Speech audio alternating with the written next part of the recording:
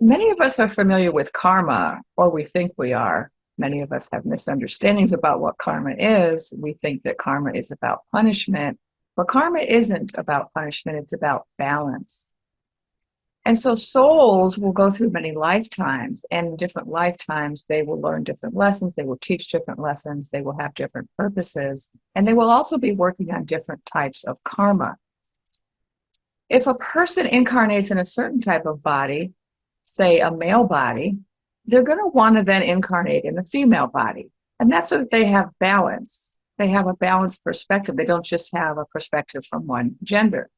They also might want to incarnate into a third or fourth gender, so that they have really a full understanding of how gender operates in human incarnations. And so this is what we mean by karma, is that we come back and we try to balance things out and we try to have new experiences that complete our understanding. But we don't just have individual karma, we also have group karma. And this is something a lot of people are not familiar with or as familiar with.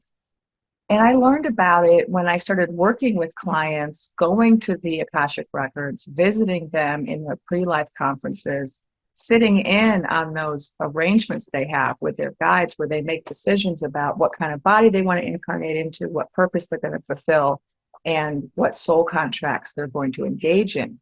And what I discovered is that we have this thing called group karma, where certain groups, which are basically identity groups, whether it's racial, cultural, religious, or gender, sexuality, class, there are certain groups, the kind of demographic groups that we can incarnate in.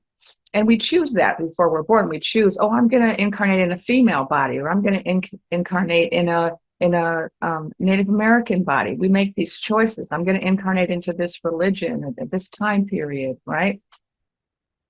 And we do that sometimes because it helps us to fulfill our purpose and our individual soul contracts. But sometimes we also pick a group karma that we want to work with.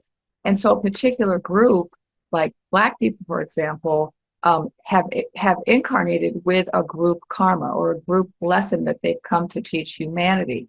And so any soul that kind of signs up for that type of body is often signing up for that group karma. So, for example, with Black people, they have come to the world to teach humanity about humanity. And so throughout history, we've had people in Black bodies being treated in a dehumanized way. And there's been this ongoing, right, challenge to how do we treat people in Black bodies as humans. That's a group karma that the souls that chose those bodies came to teach humanity. And we also have that for other groups. So you can think of people in certain religious groups and people who incarnate as women choosing to come to teach something in particular to humanity through that group identity. And so that's what group karma is. And knowing about your group karma can help you to feel empowered and gives you more agency when you're dealing with injustice and suffering in the current incarnation.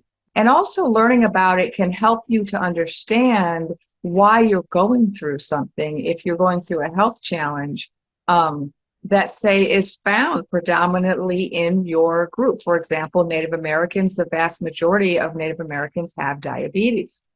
That's related, right, to group karma. And so in my work as a medical intuitive, when I can help people to understand group karma, I can help them actually to heal and to come to a greater awareness of their own agency on that healing journey.